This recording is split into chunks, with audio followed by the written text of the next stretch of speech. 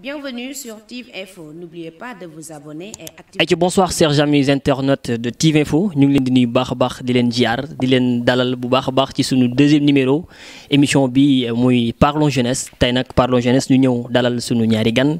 yoo xamante ni xëy na peut-être kenn dootu leen présenter ci au niveau de Tivaouane comme aussi j'ai l'habitude de le dire kenn du leen présenter ci ñi nga xamante ni moo di la jeunesse active ñi nga xam ni ñu ngi jug di liggéey di def li nga xamante ni mooy seen kim kattan jëm ci développement Tivaouane waaye itam di yëngatu ku si nekk ci sa domaine personnel tey nag ñaari gan ñooñu damay leen di bàyyi ñu présenté wu ak ñi nga xamante si ñoo leen seetaan à travers TIV Info bu ko defee ñu daal di jublu ci li nga xamante ni nag moo di waxtaan bi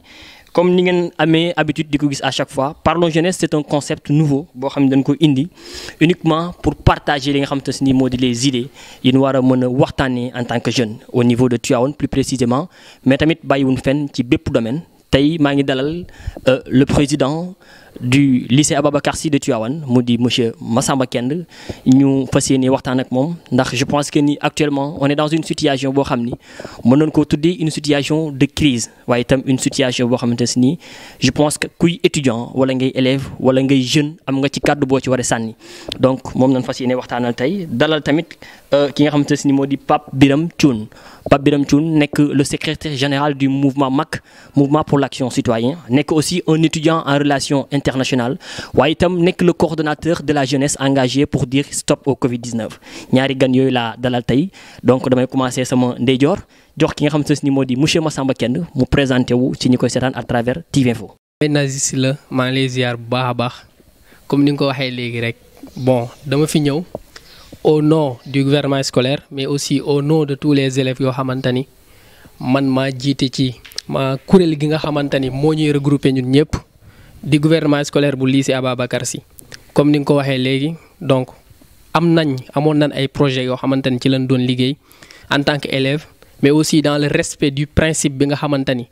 moo tax autorités compétentes yi daal di mettre en place le gouvernement scolaire mais malheureusement il y a eu des perturbations à savoir le Covid-19 bi nga xamante ni mi ngi lëmbe réew mi donc crise comme ni nga ko waxee léegi rek c'est une crise donc et c'est périlleuse aussi donc ma am contentement bu mag boo xamante ni dina ma may ñu échanger ci ma wax ak sumay camarades aussi maa ngi leen nuyu yéen ñëpp.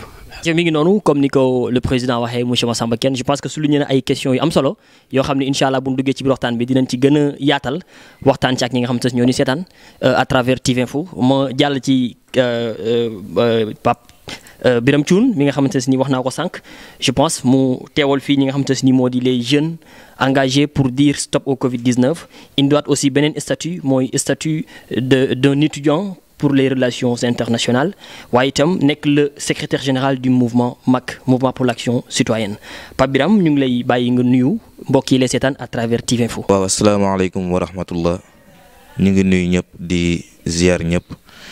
di jiital ci nuyoo bi suñu xalifa sëriñ Babacar Sy Mouhamadul Mansour di ko ziyaare di ko jox wàccuwaayam di ko ñaanal gudd fan ak wér di nuyu mbooleemu kilifa diine yi nga xamante si ni ñoo nekk ci biir Sénégal di nuyu képp kuy seetaan TIV Info ñu ngi leen di nuyu di leen ziar di leen tatagal te di rafetlu tamit ci invitation bi nga xamante si ni Mohamed Nazir Sylla def na ko à l'endroit donc de ma modeste personne pour ñu wax tamit li nga xamante si moom moo jëm ci mouvement de jeunesse stop Covid-19 ak tamit yeneen loo xamante si ni waxtaan bi dina ko laaj incha allah. voilà donc je pense que nuyoo bi am na solo. monsieur Pape Birame Thioune nga teewal fii les jeunes engagés pour dire stop au Covid-19. gis ni actuellement nekk na phénomène boo xam ni tëj na bopp nit ñi. voilà yéen ngeen jug en tant que jeune. ni da ngeen ciy xeex tey xeex boobu ngeen bëgg a xeex ci bonne stratégie ngeen ko teg ak lan moo leen motiver ba ngeen mën a jël li nga xam te ne mooy décision boobu. waaw di dellu day rafetluwaat sa question Mohamed Nazir di wax ni posé nga question boo xamante ni question bu am solo la te it di souligner ni que mouvement bi mi ngi judd ci Covid-19 bi mu amee. waaye judduwul justement rek bi Covid-19 bi amee dañoo dem ba ci kanam ñu xam ni kat situation yi mi ngi gën a précaire askan wi soxla nañ ndimbal wala boog population tivaouanoise soxla nañ ndimbal moo tax ñu ni nañ mettre en place donc un mouvement boo xamante si ni dafay sensibiliser li nga xamante si moom mooy population bi aussi tamit ñu xool tamit ñi nga xamante si ni kër yi wala daara yi nga xamante si aussi soxla nañ ndimbal te gars yi yeggaguñ fa ñu daal fay mën a yeggale ay ndimbal incha allah.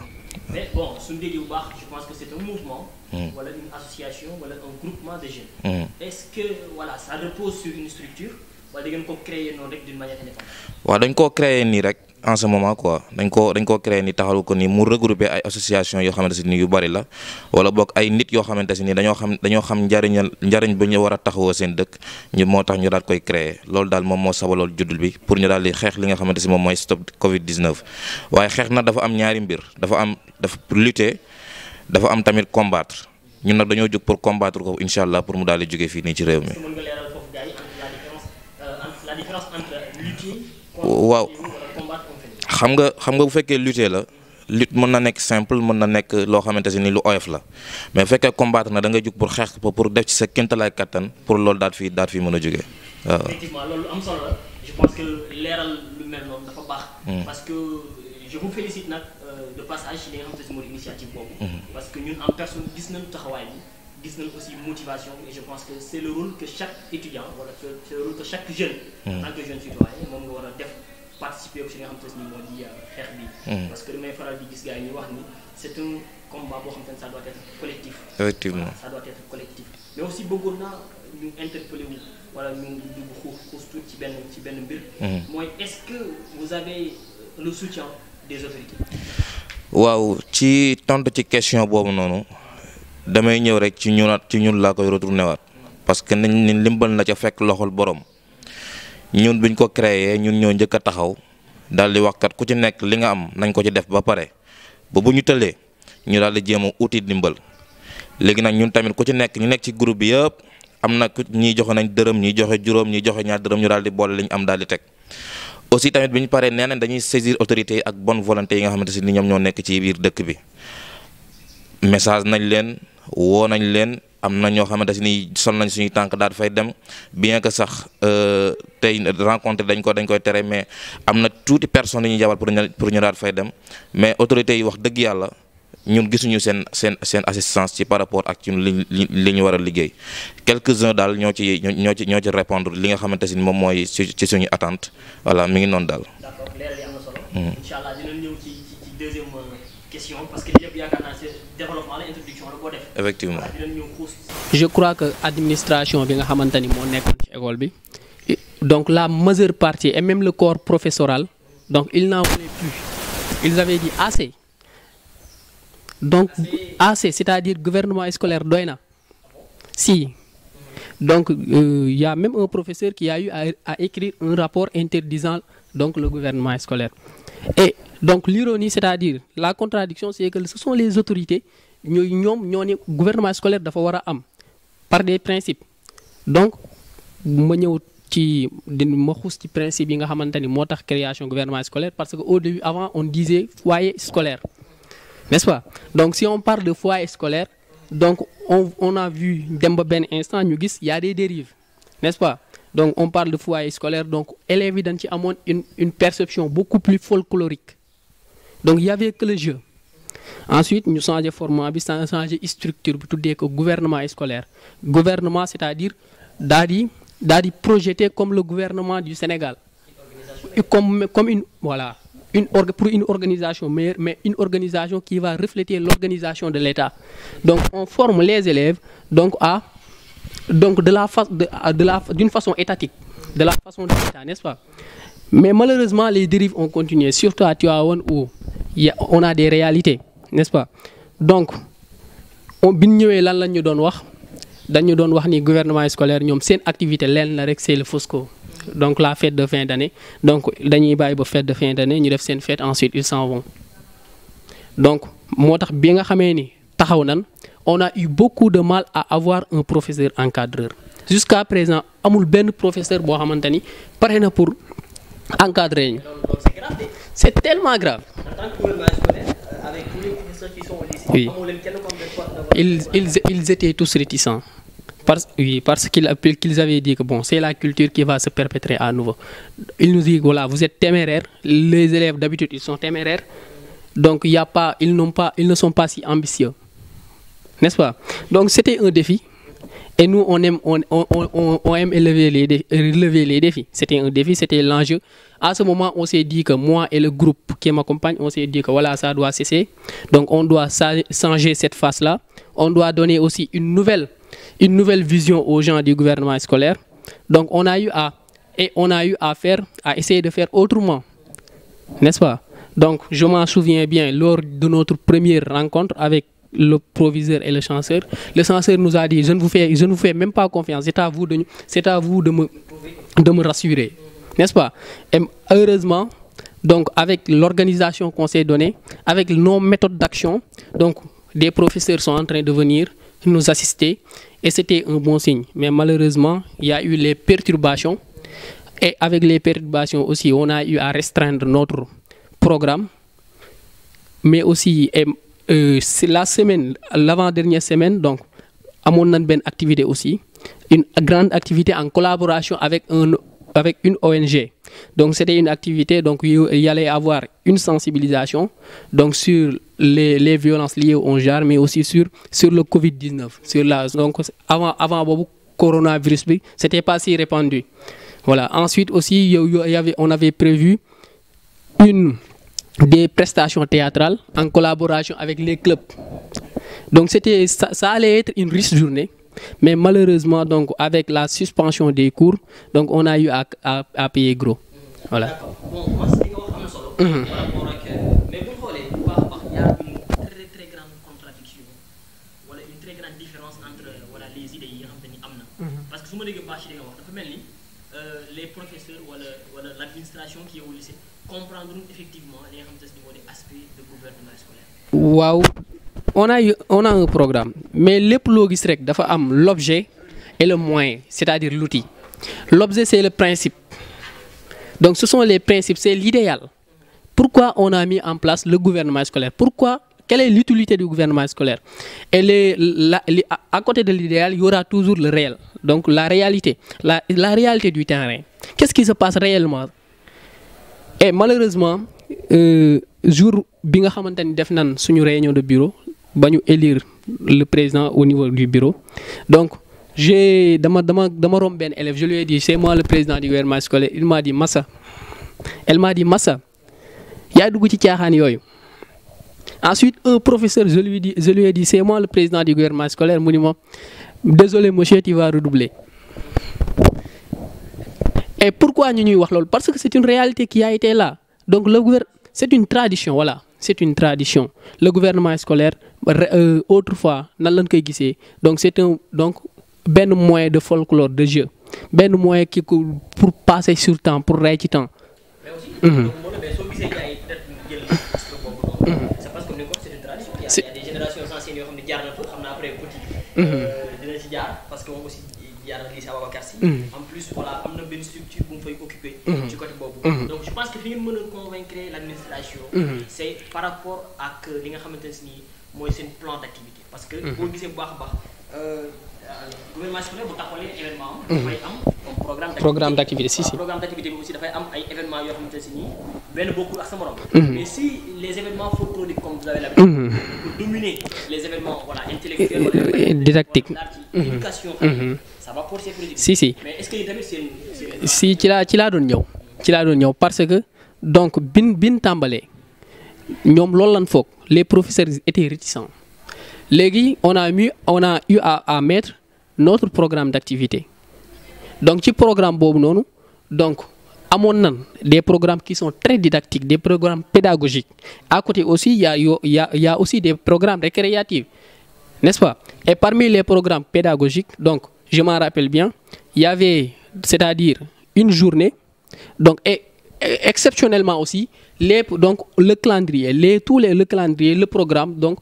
on l'avait fait d'une forme de synergie avec tous les clubs. Donc c'était un programme qui regroupait aussi les activités du club en même temps. Il n'y avait plus isolement. Donc c'est ça aussi, c'était une rupture. Ensuite aussi, on voulait organiser d'abord, donc pour les activités sociales et sanitaires, une journée de don de sang, c'était prévu. Une journée donc de consultation gratuite sur les maladies visuelles, n'est-ce pas? Et de don de verre correcteur. On avait on voulait aussi organiser une journée boo xamante ni donc on va le faire en collaboration avec les autres établissements. On va récolter un fonds et on va essayer d'acheter des lits, des habits et pour le faire don aux talibés. Donc ça, c'est des activités purement sociales et sanitaires, n'est-ce pas? Et ça demandait des partenariats. Mais malheureusement, avec les perturbations, donc on s'est dit que d'abord on n'avait pas un professeur encadreur, ensuite on a les perturbations. Donc si on se projette à fond, donc nous nous gagnons. Donc on a voulu être très efficace parce que ñaar lañ wara bolé, c'est-à-dire nos études, ensuite les activités du gouvernement scolaire. Comprendre nga? Légui motax on a mis cela de côté, on l'a rayé du programme. Mais on l'avait donné au proviseur. Mais ensuite ñu daal di améliorer waat suñu programme pour mettre en place aussi une activité boo xamante ni donc ça va regrouper les élèves. Ensuite on va faire appel à des experts. Les experts vont venir nous parler donc des métiers ou bien des études que l'on peut faire après le bac, parce que les élèves comme moi, donc nous apprenons à l'aveuglette sans une élaboration de programme et tout. Ensuite aussi il y avait une activité qui compte donc c'était des activités sportives comme une randonnée pédestre. Et pendant cette randonnée pédestre là dañ bëggoon a véhiculer message bi, donc un message de solidarité pour dire que lycée bi dafa sori. Il y a des élèves yoo xamante ni ils parcourent dañ koy dox tout le temps. Donc bu fekkee dañ def randonnée pédestre daal di dox par exemple lycée ba marché par exemple, ku nekk élève bu nekk dina yëg coono bi. Ensuite, on les appelle à la solidarité. Duma yakal dara, j'ai un 200 francs, tata bi 100 francs la, mo leer ma ni Ahmed day dox, ma jël 100 francs jox ko. Donc c'était ce message-là qu'on voulait véhiculer. Ensuite aussi, il y avait une journée de sensibilisation moy bi nga xamanteni mom lañ waron def URB. Donc avant le Ramadan aussi, bëggon nañu def ben activité bo xamanteni. Donc ça va faire la découverte de la fitness. Et aussi bëggon nañ defaale aussi ben activité boo xamante ni day nekk journée de gym avec une animation et tout. Et après bu fekkee on réussit toutes ces activités là, donc ñu daal di dem sur la fête de fin d'année. Et fête de fin d'année bi day nekk finale des interclasses, finale des handball, tournoi de basketball, mais aussi une journée d'excellence où on va récompenser les élèves méritants. Donc je crois que c'était un bon programme, mais malheureusement actuellement donc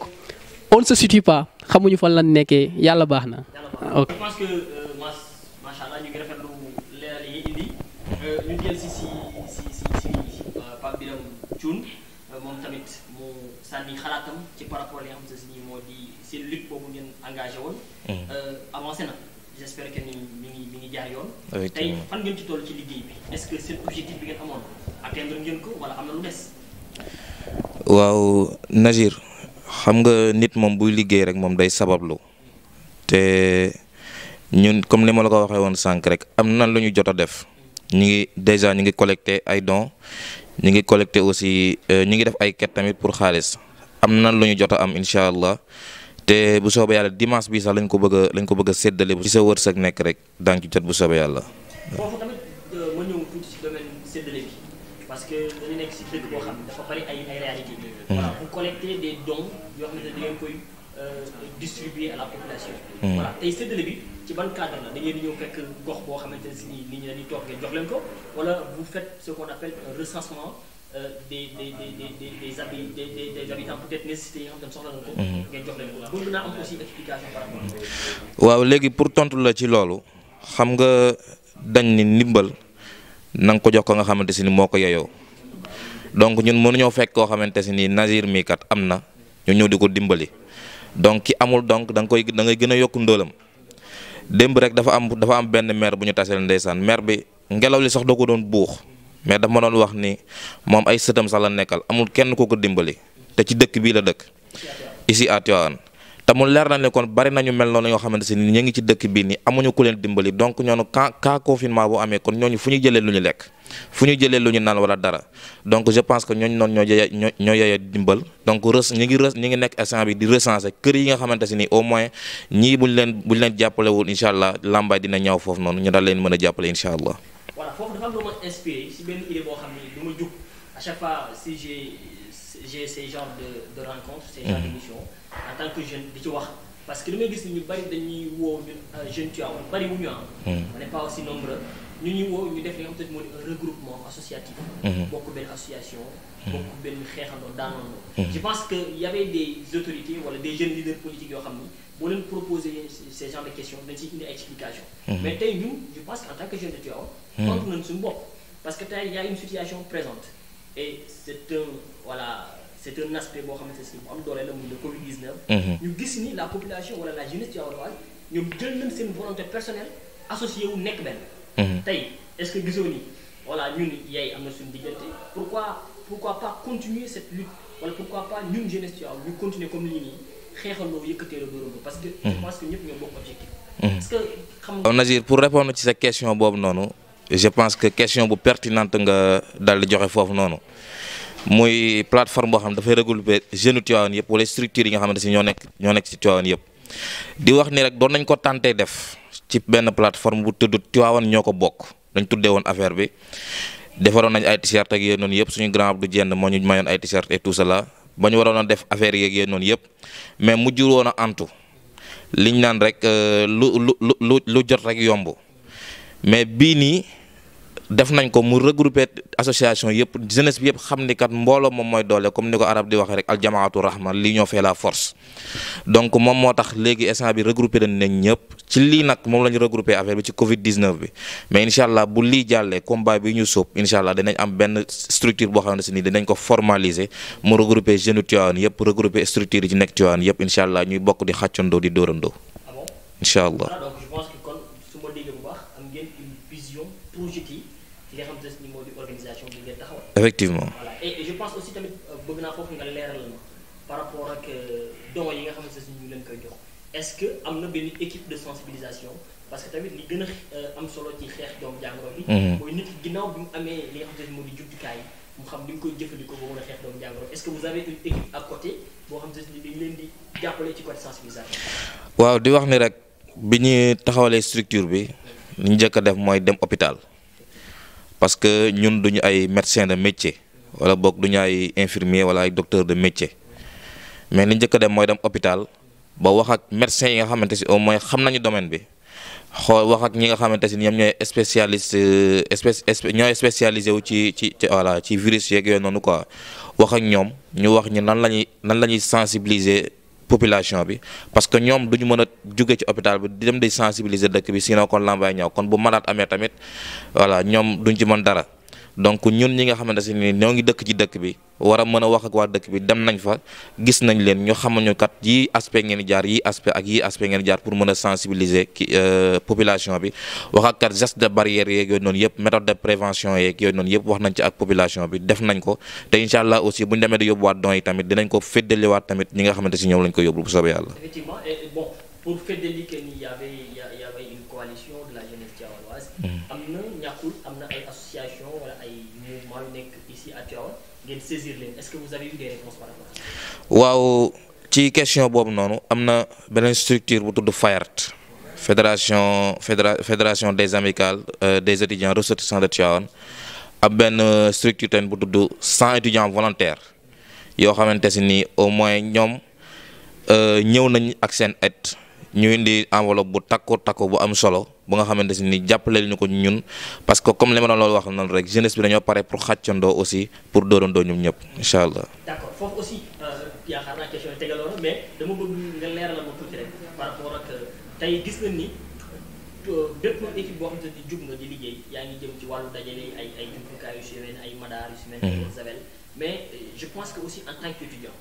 y a nos jeunes frères yi nga xamante ne ñoo nekk si école bi ñoom aussi ñu nekk ay victimes par rapport à cette situation. parce qu'il y a une rupture totale du programme éducatif. xale yi toog seen kër peut-être amuñu encadrement bu fekkee mag nga xëy na di nga am xalaat bu toll nii tey nga toog ba midi nga jël sa kay làkkof sa nekk daal def sa révision. mais gisoo leen aussi en tant que étudiant ci biir Tivaouane bari nañ fi. est-ce que amuñu feneen foo xamante ne tamit fu jëm ci côté éducation bi doon nañ leen fa xaar par exemple mettre en place une équipe. boo xam di ngeen xool ñoo leen fexe départager leen selon les maisons yu mën def ay cours à domicile wala di leen partager ay cours yoo xam ne dina gën a am njëriñ parce que ñàkkul ni y avait d'autres opportunités. waaw foofu pour répondre sa question rek que ni dañoo bañ léegi jaxasoo bi nga xamante si ni nit ñi dinañ koy jaxasoo aussi tamit ak mbooloo ak dajale nit ñu bari yi tamit dañ koy bañ moo tax ñun en tant que jeune étudiant en tant que bokk acteur de développement jóg nañ pour def des cours en ligne yoo xamante si ni dañ koy def ci sur WhatsApp ak yooyu noonu yëpp pour dimbali ñi nga xamante si ne aussi élèves yi nga xamante si ni dinañ ko soxla ci niveau am na niveau terminal am na niveau troisième aussi. Je pense que damay rebondir un peu ci question bi ma posé woon je pense la dernière fois sama numéro récent. par rapport ak Mouhamed Lamine Diallo ma ne ko dama seetlu ni association yi nekk ci wàllu mouvement yi. dañu concentré wu carrément ci niveau secondaire ak moyen. or dañu fàtte la base muy cycle primaire. voilà et bon bu fekkee aussi ci cadre cours en ligne peut-être que ñu bari amuñu possibilité. am WhatsApp wala am connexion. voilà et bon bàyyi nañu xel tamit ci li nga xamante ne mooy regroupement yi. mais pourquoi pas par exemple am benn liste de 200 étudiants wala 100 étudiants. voilà kër bu si nekk ñu attesté ko benn étudiant boo xam ne par exemple à 14 heures. war na dem ca kër googu noonu. voilà les élèves bu fekkoon ñaar la ba ñetti élèves. donc respecter les normes d'hygiène yi nga xamante ni teg nañ ko. ko defee aussi ñu réviser xale ci li nga xamante ni moom waaw foofu pour ñëw ci mooy xam nga ñun mën nañoo am volonté bi pour dem dispenser ay cours loolu dara ci ñun man ñi may déglu mën nañ maa seede man damay joxe ay cours d'anglais keneen ak keneen day joxe cours mathématique Babacar day joxe cours histoire géo ñeneen ak ñeneen dañuy joxe ay cours mais tey jii nii est-ce que parents yi ñu dem di joxe cours seen doom est-ce que ñoom xam nañu est-ce que ñoom dinañ ñu mën a wóolu est-ce que duñ ni kii étranger bii nii ak fu mu jógee ak lu tax mu bëgg a joxe suñu doom cours yi te ñoom xamuñu ko ay tout ça. voilà léegi kon nit ki mën parce que am na déjà am na kër yoo xam ne boo fa déggee rek ci buntu kër yi ñu fi bind restez chez vous. man gis naa ay kër yoo xam ne buntu kër yu bari boo fa duggee dañu naan rester chez vous donc. foofu doguma la mais tey yéen a ngi séddale ay doom. def naa lu baax la. et pourtant boo leen demee di ngeen am possibilité franchir kër gi dugg. seen soxla. mais loolu aussi boo ko doon def da nga koy médiatiser. effectivement léegi xam nga bu fekkente si di joxe don la da ngay ñëw en 5 minutes mën nga joxe sa don daal dem te tamit mën nga respecter geste barrière yeeg yooyu noonu yëpp quoi. mais pour li nga xamante si ni moom moo jëm ci wàllu ñëw dispenser ay cours xam nga du fekkoon du loo xam ne benn yoon nga koy def du loo xam ne ñaar yoon nga koy def mais da nga koy def de manière répétitive quoi donc ñun daal liñ ci gënaloon mooy ñu daal di toog daal cours en ligne incha allah ñu daal koy jéem a def képp ku ci mën a bénéficier wu nag incha allah nga daal ko ci jot waaw démarré nañ ko bu yàgg waaw. waaw tas na de ak niveau tamit cours particulier yi nga xamante ne jor nañ ko yoon nañ yëpp quoi ñu ngi ko ciy def waaw. non am na élèves yoo xamante si man dama leen jël déjà personnellement waaw ñoo xamante si ni non yow da ngay ñëw. voilà donc bu fekkee aussi y a une information bu mën a passer pour gars yi tamit c'est une occasion ñu xam parce que je pense que y a beaucoup d'élèves yoo xamante ni wala Mass dégg nga li Pape Mamadou wax. ci cours en ligne yooyu que ni yow comme en tant que président du Sawakar si je pense que la meilleure des manières c'était de saisir le président d'abord. ñoom ñu waroon jaar ci yow ci information cours en ligne non sincèrement c'est la première fois ma koy dégg bu fekkee bu seen bés voilà seen bu fekkee seen organisation seen bés c'est la première fois ma koy dégg waaw mais pour l'instant cours en ligne dafa bari nag y a trop de cours en ligne. mais aussi man tamit j'ai entendu ci li nga xam ne mooy information. ministère de l'Intérieur et voilà aussi du décret présidentiel. di wane aussi y a aucun décret bi nga xam ne permettre na actuellement gars yi ñu def cours en ligne. waaw particulièrement lu ci ëpp les cours de renforcement lu ci ëpp ñoo koy def pour l'instant waaw man instant yi boo leen deux groupes yoo xamante ni ce sont des cours du soir yoo xamante ni ñooy def ces cours en ligne là. léegi aussi yow ban information nga mën a jox. ñi nga xamante ne mooy sa mbokk élèves yi lay seetaan à travers TIVinfo par rapport à cette situation bi nekk nii yan jàngat nga leen mën a jox ak ci lan nga leen di invité waaw xanaa li may wax d'abord bala ma cee sori damay jël position ci cours en ligne sincèrement pour man c'est pas trop efficace parce que mi ngi mel ni un livre physique et un livre électronique livre physique bi li nga ci mën a jàng mënoo ko jàng ci livre électronique bi cours en ligne aussi c'est la même chose man j'aurais aimé bu fekkee cours en ligne j'aurais aimé plus sur le côté de la révision c'est plus facile nga réviser ci mais pour anticiper cours moom pour man li nga ci mën a am classe. Est-ce que c'est une anticipation? Oui, bu fekkee ñi ngi dem ci programme bi di avancer leçon par leçon, ça c'est une anticipation. On anticipe par rapport au professeur. Déjà beneen fi nga xamante ni fan lay montrer limite rek même classe professeur taxaw di la expliquer niveau de compréhension yi bokkul dafa am suñu benn professeur Balla Fall def naan ñu am na élève boo xamante ni da nga koy expliquer sur le coup mu comprendre am élève boo xamante ni da nga koy expliquer waat mu comprendre am koo xamante ni da nga koy expliquer mu jël bu demee seen kër toog noppalu xoolaat ko mu comprendre donc pour man instant yi nii mënoon nañoo xool leneen lu gën a efficace parce que cours en ligne moom ici on n'est pas préparé au Sénégal. En tant que président du lycée Ababacar Sy, est-ce que vous avez une idée sur ça? Fekkee yow gis nga idée boobu c'est pas efficace. Est-ce que vous avez d'autres propositions? Peut-être on peut prolonger l'année. Bon, yow gis nañ prolonger l'année rek mooy la seule. cours en ligne moom sincèrement pour man c'est li ci gën a efficace ñu servir ci pour réviser les leçons mais bu fekkee dañ koy def pour comment dirais-je pour yeggale leçons yi programme bi non le niveau bi élève bi waroon am sérieux. Donc monsieur Pape Birame Thioune, je pense que dégg nga lii Massamba Kenn wax muy le président du lycée Ababacar Sy et je pense que ni ma ko waxee rek ñoom ñooy les principaux concernés. Yéen vous êtes des étudiants, ñoom ils sont des élèves. Donc initiative bu ñu ko porté peut-être c'est pour leur intérêt ñoom. Mais ñoom moom nee na apprécier wu li nga xam te ni moo di initiative cours en ligne yooyu peut-être compréhension moo des par rapport ni nga ko organiser. Est-ce que mën nga ñu si indi ay leeral par rapport à ça? waaw loolu pour leeral rek xam nga instant bi ni amul benn moyen bu gën a efficace pour bëgg a dimbali ay élèves lu dul def cours en ligne benn foofu noonu je pense que moom mooy li gën parce que dañuy interdire rassemblement yi yaa ngi comprendre bi ci topp mooy aussi cours en ligne yi defuñu ko pour anticiper ay programme wala dara mais dañ koy def pour réviser xam nga li am na lu ñu jot a jàng donc loolu noonu pour bañ ñu fàtte ko wala boog pour bañ ñu nekkaat ci yeneen activité donc da ngay def cours en ligne pour leen defal ay révision di leen expliquer waale élèves yi tamit lu ñu comprendre c'est l'occasion tamit lu ñu comprendre woon depuis le début de l'année scolaire jusqu'à maintenant ñu waxaale ko tamit ñu daal leen expliquer waale aussi tamit on pourrait anticiper donc même les leçons en faisant quoi documents yi mën nañ koo def document PDF mën nañ ko def loolu nag malheur bi mooy ñi nga xamante si amuñu WhatsApp mais j'ai bien dit on pourrait donc loolu bu ñu ko defoon mën nañ tamit transférer documents yi tamit ci via WhatsApp daal leen expliquer wala tamit loolu mën naa nekk voilà. D'accord, via WhatsApp. waaw Alors c'est une possibilité. effectivement. Voilà, mais aussi tamit est-ce que yéen nga xalaat ci Facebook bi parce que xale yi actuellement WhatsApp. Il faut nga am connexion peut-être 500 francs pour connecter wu ci. doy mais Facebook xale yi bu amee 100 francs mën na dugg. Est-ce que aussi yéen nga xalaat que ni documents yi ni ngeen di jox xale yi mënoo leen ko jaarale aussi Facebook comme ça mën a am. waaw loolu sincèrement defaguñ ko mais instant bi s'il y a possibilité incha allah dinañ ko def comme ça ñëpp mën cee bénéficier wu ndaxte am na ñoo xamante ni Facebook kese la ñu am te amuñu WhatsApp. kon bu ko defee ñu leen di rappeler suñu xarit internet yu ñuy seetaan à travers TV Info que vous êtes en direct de votre émission de votre deuxième numéro peut-être de l'émission Parlons Jeunesse tey comme je l'ai dit tantôt ma invité ñaari kàngam yoo xamante ne ni kenn du wax jeunesse tëpp leen kenn ki di monsieur Massamba Kenn di le président du GOSCO c'est-à-dire du gouvernement scolaire du lycée Ababacar Sy de Tivaouane waaye itam Pape Cheikh Birame Thioune mi nga xamante ne ni moo di le président de ces jeunes engagés pour la situation du Covid-19 Stop au Covid-19 waaye itam nekk le secrétaire général du mouvement MAC mouvement pour l'action citoyenne tey nag ñu fas yéene waxtaan comme yaakaar naa ñu ngi ci deuxième partie émission bi di leen fàttali nous sommes ici fi nga xamante ne ni moo di Aux Merveilles Pâtisseries nekk sunu sponsor leader émission bi nga xamante ne ni moo di Parlons Jeunesse di lancer appel à tous les habitants de Tivaouane ñu ñëw fi def visite parce que ni ma amee habitude di ko wax naa leen ko te dinaa ko faral di gën a wax fi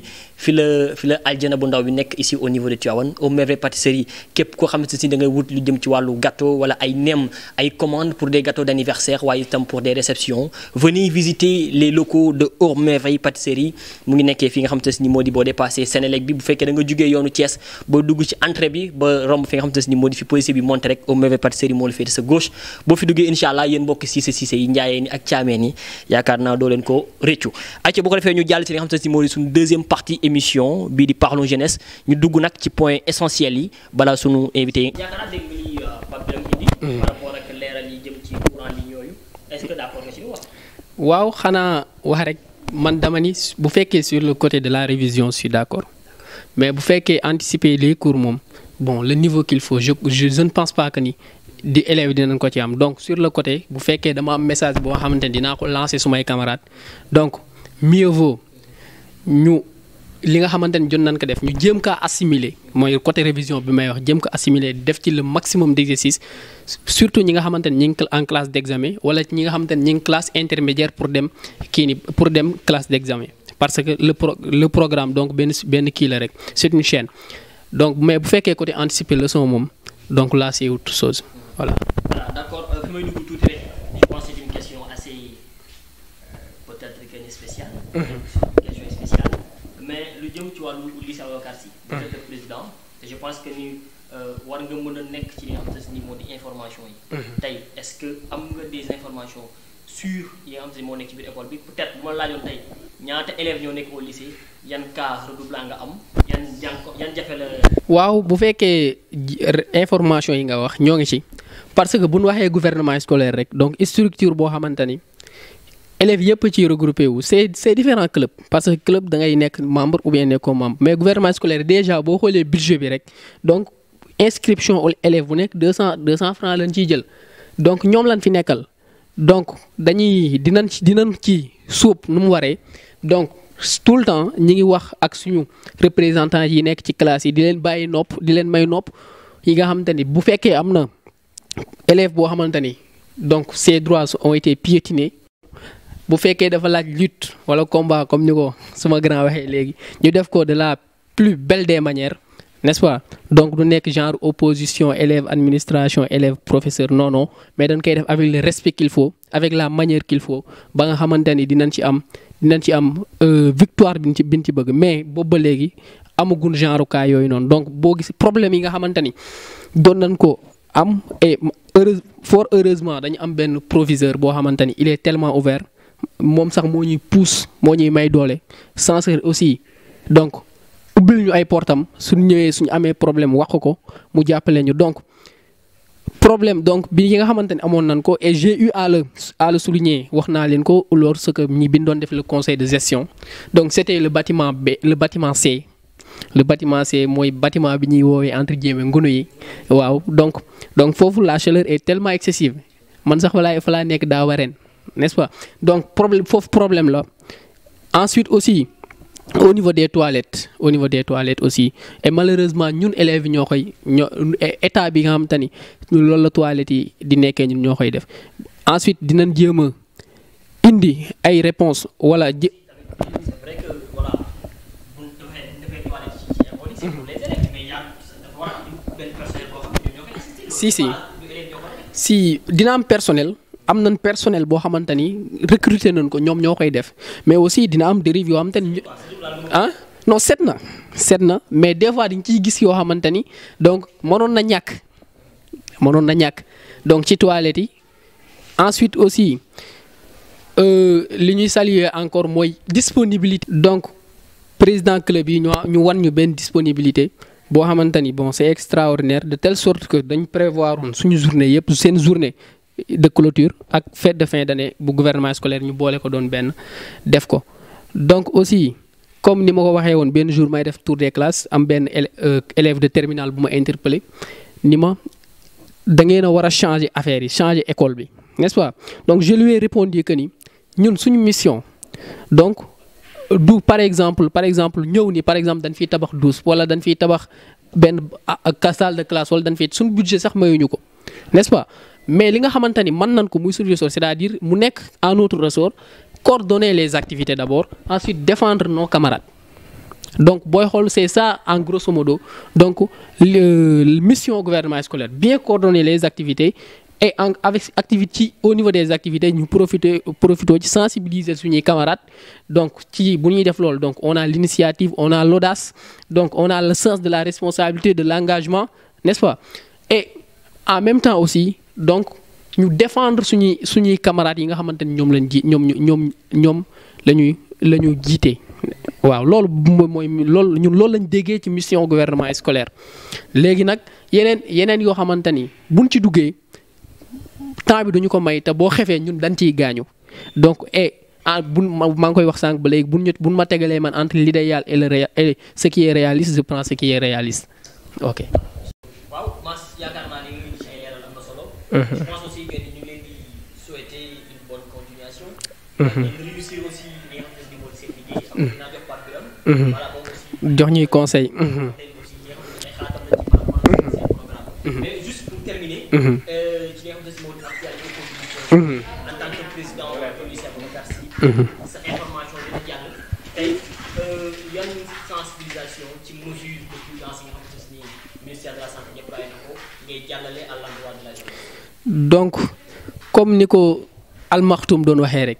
jeunesse mooy nekk ci kanam jeunesse mooy changer diine jeunesse mooy changer société donc combat bi nga xamante ni moom la ñu war a def jàng kii ko affronter ko Covid 19 donc jeunesse moo war a nekk au premier niveau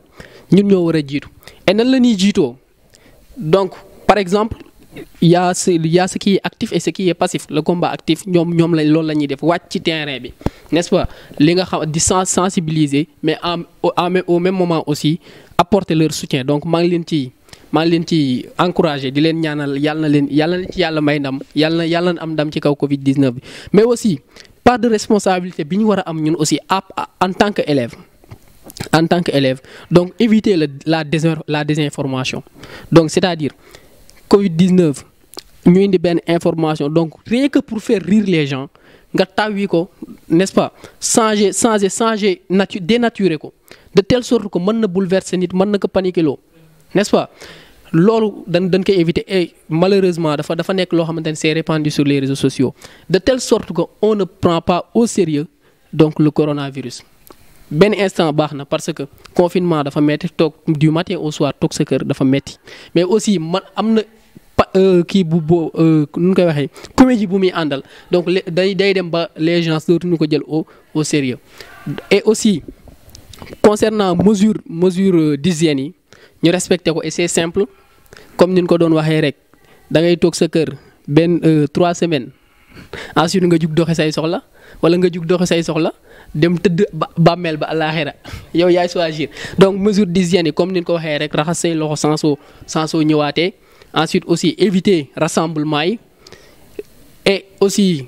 respecter aussi consignes yi nga xamante ni suñ gouvernants yi ñu koy jox boo xoolee instant yi ce qui se passe avec le couvre-feu bon da nga naan où sommes-nous ngay wax mais di wax ak suma camarades yi nga xamante ni ñi ngi nekk ci lycée Ababacar Sy bëgg nañ suñ ñëwaatee ñun ñëpp ñu dajaloo déjà on a eu instant yii nii on a eu 2 pertes au niveau du lycée Ababacar Sy 2 professeurs 2 éminents professeurs donc maa ngi leen di jaalewaat ñoo xamante ni ñoo fi nekkoon ren mais yàlla jël leen et ñoom élèves yëpp sama camarades yëpp maa ngi leen koy wax ñoom ñëpp bëgg naa bu ñëwaatee ñu commencé waat jàng normal et yàlla di ñaan yàlla nañu ko yàlla defal mais aussi ñun tamit nan qu'on se mette dans les dispositions qu'on se mette dans les normes et ensuite on prie Dieu. donc loolu. macha allah li ngeen ci ay leeral am na solo donc je pense que aussi am na benn information bu wàcc bi wane nii actuellement fête yi wala fête vacances yi dafa xaw a inclure ci li nga xam te ni moo di vacances yi moyen pour coronavirus bi mais ça devait prendre fin ci li nga xam te ni moo di le 6 avril léegi avec le nouveau décret il y avait une nouvelle aussi décision boo xam ni prolongé nañ ko ba le 4 mai tey bon. yaakaar naa ni jaaxle am na ci voilà mais je pense aussi que ni foofu am na benn xalaat boo ci mën a war a sànni pour gën a ñaaxaat sa moroomu élèves yi lay déglu à travers te di la seetaan aussi à travers. comme ni nga ko waxee rek donc du système éducatif rek moo perturbé wu actuellement par exemple instant yi àdduna bi man dama koy wax ma naan c'est seulement le système sanitaire qui est en train de marcher mais ñoom seen dox bi ñuy dox sax c'est dans des conditions extraordinaires donc àdduna bi instant yi nii lépp a jaxasoo. ñëpp a jaxasoo aussi donc qu'on ait raison garder donc ñu ñaan yàlla rek parce que fi mu nekk nii yàlla rek moo ñu mën sauver sincèrement parlant boo gisee États-Unis ils moyens yi am nañ ko ils ont les meilleures dispositions ils sont dans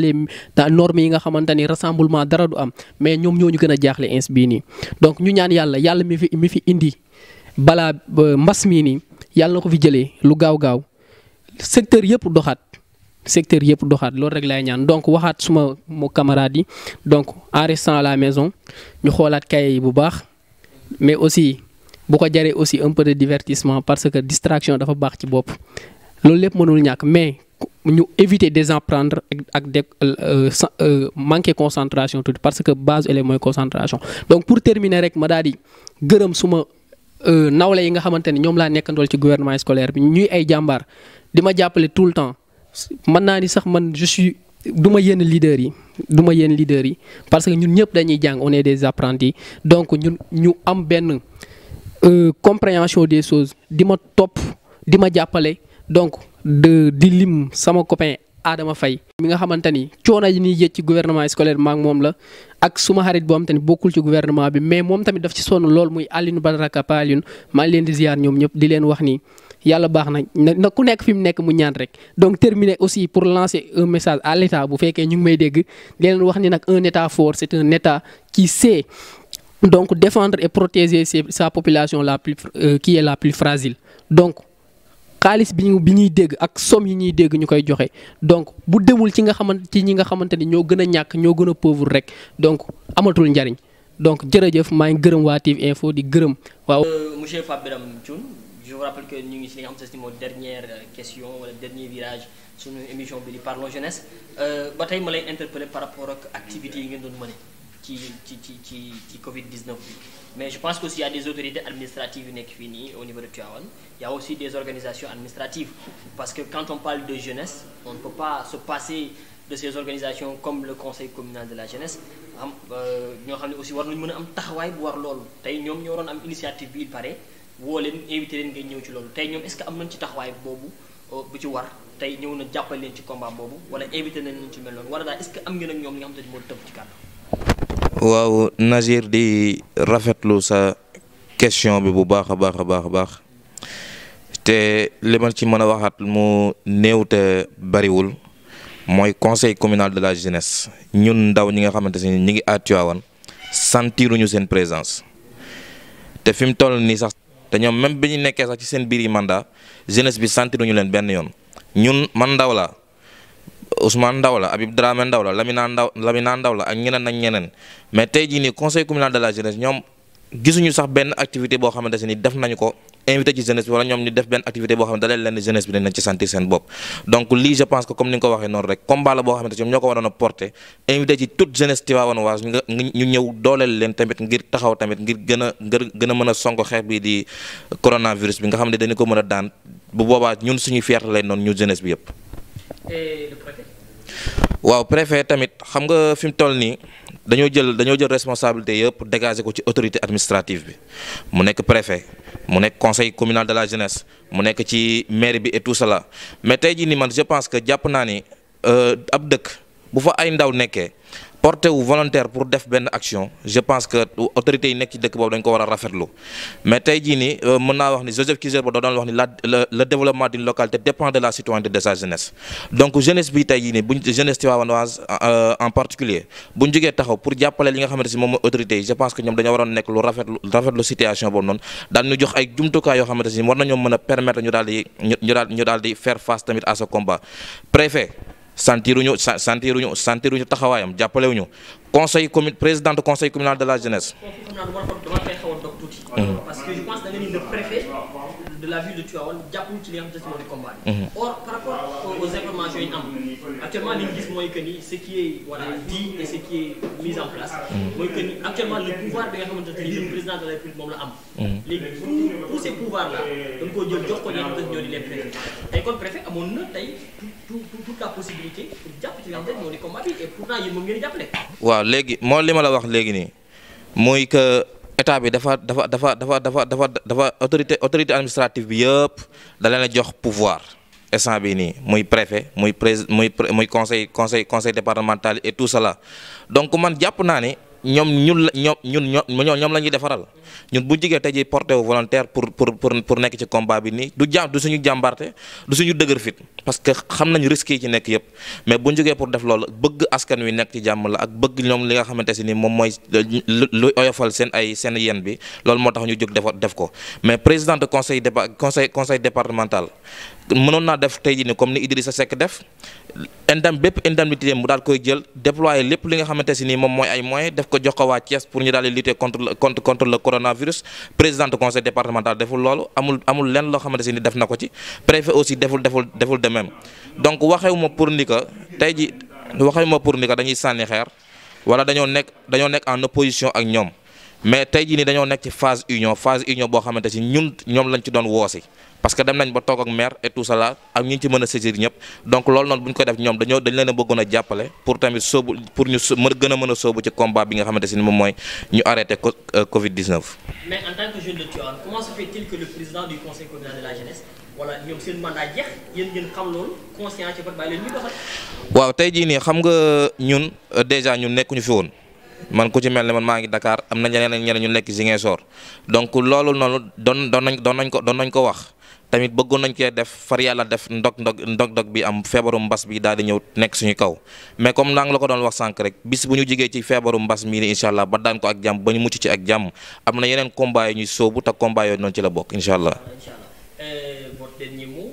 ci li nga xam ne moo di invitation bi ak bu fekkee am na une question boo xam ne bëggoon nga ci intervenir peut-être laaj na. waaw léegi pour wax ni rek pour indiwaat ay leeral que ni ñu nekk ñu en opposition avec n'importe qui quoi nekkuñu tamit en opposition tamit ak kenn ñun dañoo ñëw rek incha allah pour defar pour apporter notre mégalithe à l'édifice donc ñun Tivaouane bu baaxee ñun ñëpp la baax askan wi bu ñu nekkee ci jàmm bu ñu nekkee ci wér ñëpp lañ ko ci nekkal donc ñun dañoo bëgg ñëw jóg pour jàppale autorité bi ñun nag am na luñ ci jot am na lu ñuy nekk fii di yalwaan li nga xamante ni pour def ko ci pour daan coronavirus incha allah beneen bi ci topp mooy comme sànq sama naataango bi nga invité woon muy Massamba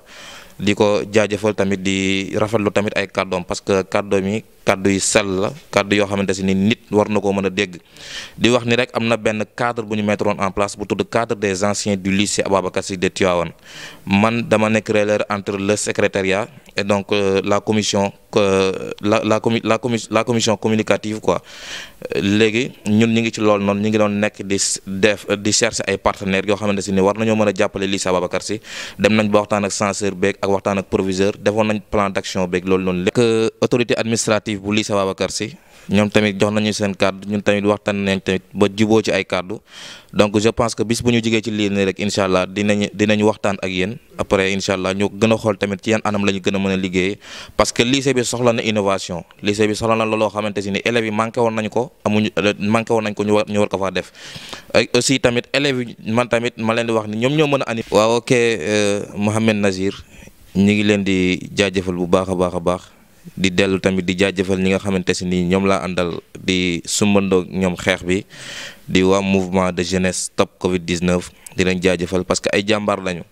parce que c'est pas évident ay ndaw daal di jug taxaw pour xeex li nga xamante si moom mooy jàngoro ju nga xamante si ni jàngoroy mbas la